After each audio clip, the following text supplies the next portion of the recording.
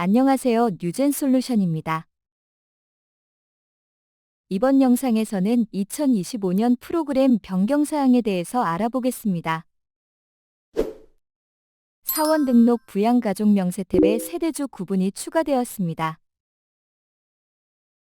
본인이 세대주의 배우자인 경우 세대주 구분에서 3번 세대주의 배우자를 꼭 체크합니다.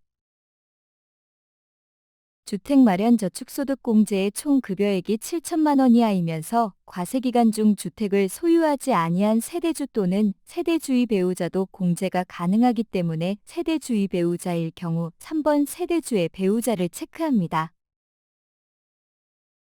추가사항 탭에는 상시 근로자 구분의 구분 항목이 추가되었습니다.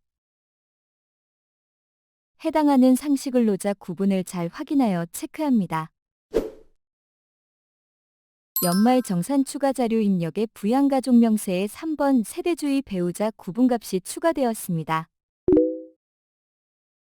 해당 탭의 내용은 사원 등록 부양가족 탭과 자동 연동됩니다. 신용카드 등 사용액 공제의 도서 공연 등 항목이 문화체육 사용분으로 명칭이 변경되었습니다. 신용카드 등 탭의 소비 증가 분칸이 삭제되었습니다. 상당 개인카드 등 경비 사용 금액 기능이 추가되었습니다. 해당 기능은 회사 경비를 개인카드로 지출 시 신용카드 금액에서 회사 경비 사용액만큼 차감할 수 있는 기능입니다. 해당 금액은 직원 신용카드 경비 사용 명세서에서 작성한 입력한 데이터를 불러옵니다.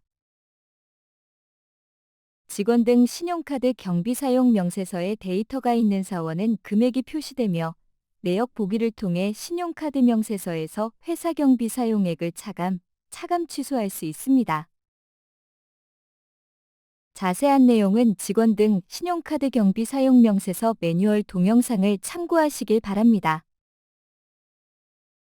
기부금 탭에 44번 고향사랑 기부금 특별재난지역이 추가되었습니다.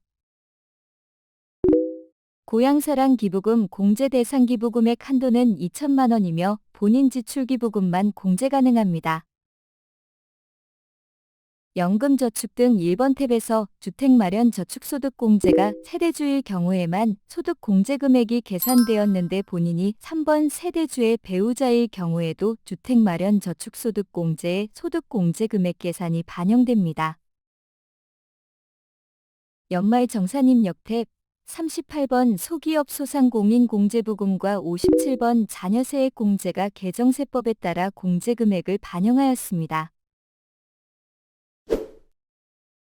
연말정산 추가자료 입력에서 연말정산 탭 빨간색 금액이 발생되는 경우에 대해 알아보겠습니다. 연말정산 추가자료 입력에서 각 탭의 지출액을 입력한 후 연말정산 입력 탭에서 F8번 부양가족 탭 불러오기를 실행해야 합니다.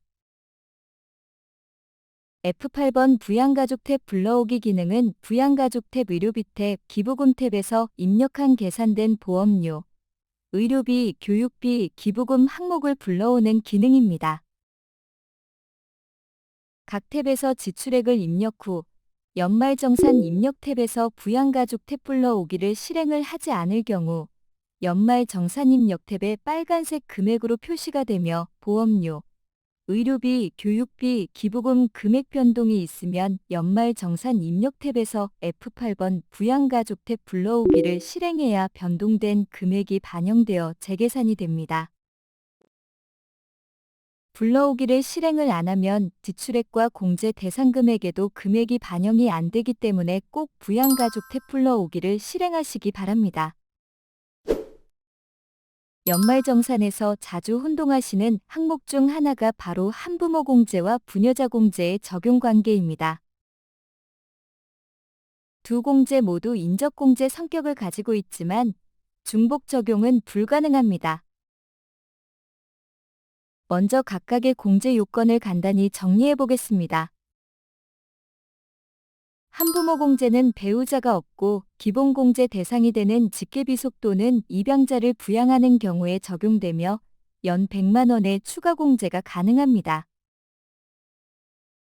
반면 부녀자공제는 종합소득 금액이 3천만 원 이하인 여성 근로자 중 배우자가 있거나 배우자가 없더라도 부양가족이 있는 경우에 적용되며 연 50만 원의 추가 공제가 가능합니다. 이 두 공제는 모두 같은 추가 인적공제 항목에 해당하기 때문에 소득세법에서는 한 명의 근로자에게 추가 인적공제를 중복 적용하지 않도록 규정하고 있어 한부모 공제 요건을 충족하는 경우에는 부녀자 공제를 함께 적용할 수 없습니다. 부양가족 명세에서 공제 입력 시, 연말정산 입력 시 두 공제가 동시에 체크되지 않도록 반드시 확인하시기 바랍니다. 연말정산 추가 자료 입력의 월세액 입력 시 주의사항에 대해 알아보겠습니다. 하단에 무주택자 해당 여부 항목이 있습니다. 이 항목은 프로그램상 기본값이 여로 자동 체크되어 있습니다. 즉, 사용자가 별도로 수정하지 않으면 해당 근로자를 무주택자로 간주한 상태로 월세액 공제가 계산됩니다. 월세액 입력 시에는 반드시 확인하셔야 하며 무주택 요건을 충족하지 않는 경우에는 무주택자 해당 여부를 부로 변경합니다. 혼인세액 공제 입력 시 주의사항에 대해 알아보겠습니다. 연말정산 추가 자료 입력에서 혼인세액 공제는 입력 경로가 두 곳이지만 서로 연동되어 있습니다. 첫 번째는 부양가족 탭에서 해당 배우자의 혼인세액 공제 여부를 체크하는 방법입니다. 이 경우 부양가족 탭에서 혼인세액 공제를 체크하면 자동으로 연말정산 입력 탭에 56번 혼인세액 공제 항목에 여로 표시됩니다. 반대로 연말정산 입력 탭에서 56번 혼인세액 공제 여부를 선택하더라도 그 내용은 부양가족 탭에 자동으로 반영됩니다. 즉, 두 항목은 각각 따로 입력되는 것이 아니라 서로 연동되어 하나의 공제 항목으로 관리되고 있습니다. 따라서 혼인세액 공제 입력 시 부양가족 탭과 연말정산 입력 탭을 이중으로 입력할 필요가 없으며 한쪽에서 이미 혼인세액 공제를 체크한 상태에서 다른 탭에서 다시 변경할 경우 기존 입력 내용이 자동으로 변경될 수 있으므로 최종 입력 결과를 반드시 확인하셔야 합니다. 혼인세액 공제는 해당 과세연도의 혼인신고가 완료된 경우에만 적용되므로 부양가족 등록 정보와 혼인 여부가 실제 사실과 일치하는지 확인합니다. 연말정산 추가 자료 입력에서 작업 취소가 안 되는 경우 해결 방법에 대해 알아보겠습니다. 연말정산 추가 자료 입력을 완료한 경우 상단 컨트롤 F1 작업 완료 버튼을 이용하여 완료 상태로 만듭니다. 작업 완료를 하게 되면 사원명 옆에 완료 표시가 되며 완료 상태이면 더 이상의 입력이나 수정 또는 삭제가 불가합니다. 다시 수정 시에는 작업 완료 버튼 옆 역삼각형 버튼을 누르면 컨트롤 F2 작업 취소가 있습니다. 작업 취소를 누르게 되면 완료분의 X 표시로 되면서 수정할 수 있습니다.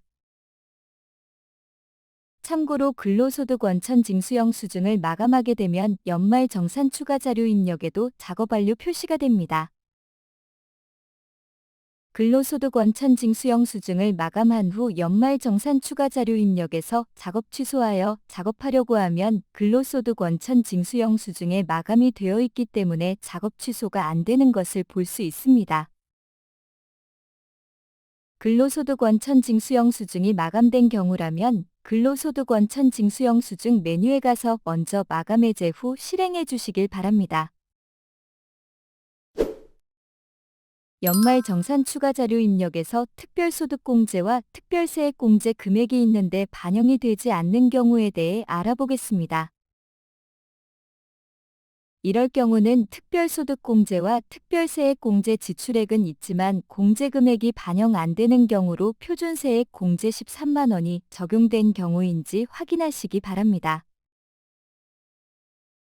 확인 방법은 우측 상단의 참고란에 특별소득공제와 특별세액 공제 적용분을 클릭하면 확인할 수 있으며 특별소득공제와 특별세액 공제, 월세세액 공제 더한 금액과 표준세액 공제 13만 원을 비교하여 프로그램에서 자동으로 근로자에게 유리한 쪽으로 반영됩니다.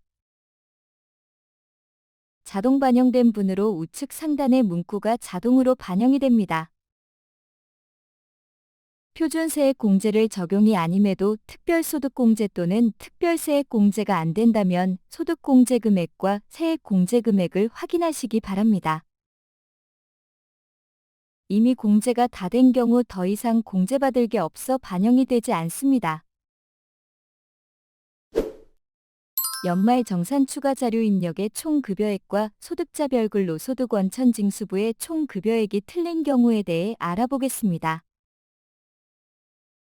해당 사항은 연말정산 자료 작성 후 급여자료 입력에서 데이터를 수정했을 경우나 연말정산 추가 자료 메뉴를 띄워놓은 상태에서 급여 데이터를 수정하는 경우 이외의 상황으로 소득명세 탭의 총급여나 비과세가 다른 경우입니다.